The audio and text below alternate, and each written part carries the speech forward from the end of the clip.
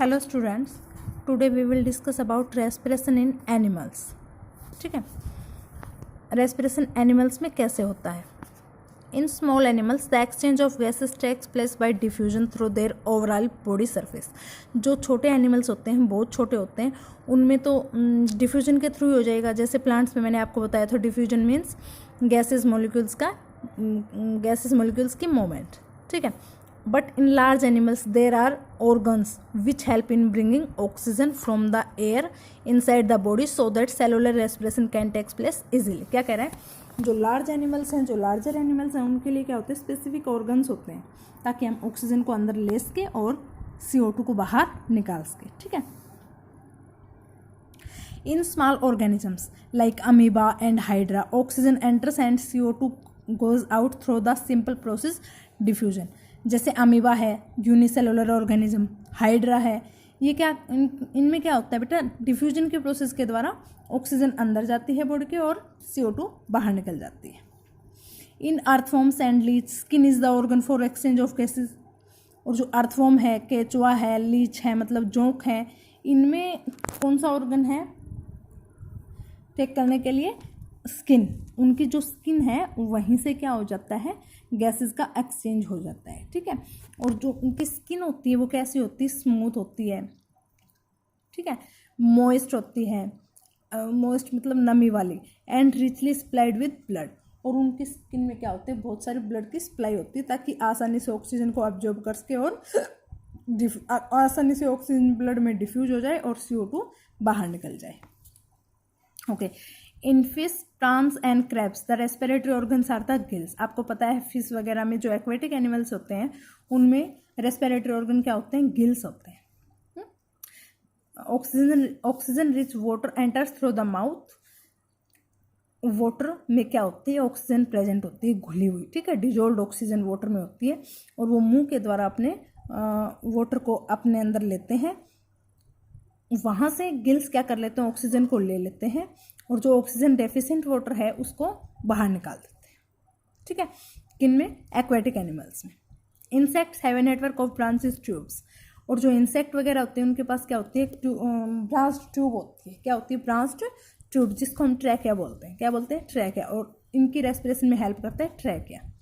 These trachea open on the surface of their bodies through their pores. ये trachea उनकी body के बाहर की ओर ओपन होते हैं, किसके द्वारा, पोर्स के द्वारा। ठीक है, देखो हाइड्रा और अमीबा डिफ्यूजन के द्वारा कर लेंगे। अर्थवॉर्म्स का क्या है, एक्सचेंज ऑर्गन फॉर रेस्पिरेशन क्या है बेटा, स्किन है।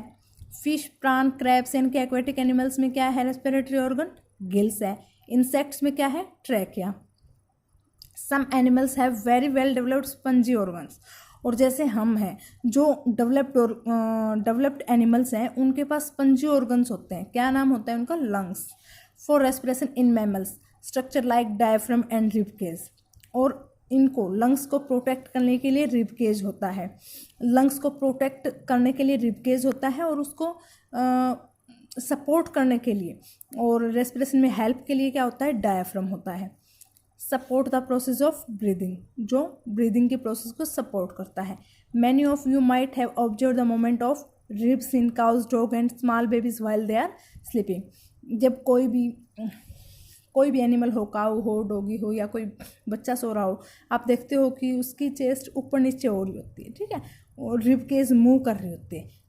इसका मतलब है कि वो ऑक्सीजन ले रहा है और CO2 निकाल रहा है। इसमें सपोर्ट कौन कर रहा है, रिब केज और डायफ्राम। ठीक है,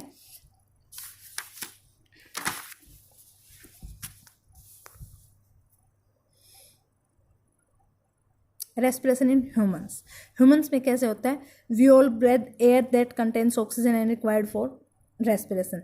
हम सभी सांस लेते हैं जिसमें क्या होती है, जिस एयर में ऑक्सीजन होती है। ठीक है, respiration is both external and internal. Respiration external भी होती है और इंटरनल भी होती है। The taking in and giving out of is called external respiration और ब्रीदिंग। लेना, टेकिंग इन मतलब ऑक्सीजन को लेना और गिविंग आउट करना एयर को, इसको हम बोलते हैं एक्सटर्नल रेस्पिरेशन या external breathing. Breathing consist of inhalation and exhalation. और ब्रीदिंग का मतलब हमें पता है इनहेल करते हैं ऑक्सीजन और एक्सहेल करते हैं CO2। It continuous through out the life of an individual. और ये प्रोसेस पूरी लाइफ चलती रहती है, ठीक है। और 1 मिनट में हम 16 to 18 टाइम्स ब्रीदिंग करते हैं, 1 मिनट में सांस लेते हैं, ठीक है। Taking in of air rich in oxygen is called inhalation. और एयर को अपनी बॉडी में लेना जिसमें ऑक्सीजन होती है, इस प्रोसेस को हम बोलते हैं इनहेलेशन। और CO2 को बाहर निकालना, giving out of air rich in CO2 is called exhalation, ठीक है। This process takes place with the help of muscular diaphragm and the rib cage. और मैंने आपको बताया था ये प्रोसेस कैसे होती है बेटा, किसकी हेल्प से। ये जो आपको बोन्स दिख रही है ये क्या है, रिब केज, प्रोटेक्ट करने के लिए और इनहेल और एक्सहेल में सपोर्ट करने के लिए। और यहाँ एक डोम शेप का होता है बेटा, ये है डायफ्राम, ठीक है, ये है डायफ्राम। तो इसमें सपोर्ट कौन करेंगे, रिब केज और डायफ्राम। डायफ्राम क्या होता है, the diaphragm is a muscular partition which separates the chest cavity from the lower abdominal cavity. Muscle से बना होता है, ये चेस्ट कैविटी है और नीचे आ जाएगी एब्डोमिनल कैविटी, इनको सेपरेट भी करता है, ठीक है।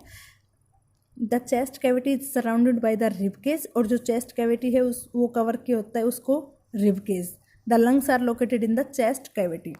लंग्स हमारे कहाँ लोकेट होते हैं बेटा, चेस्ट कैविटी में, ठीक है।